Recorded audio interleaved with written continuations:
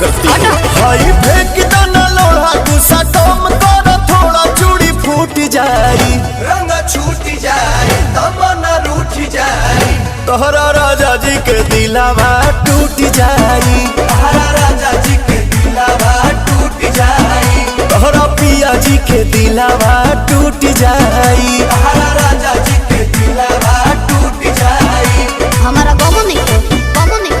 बाबू नहीं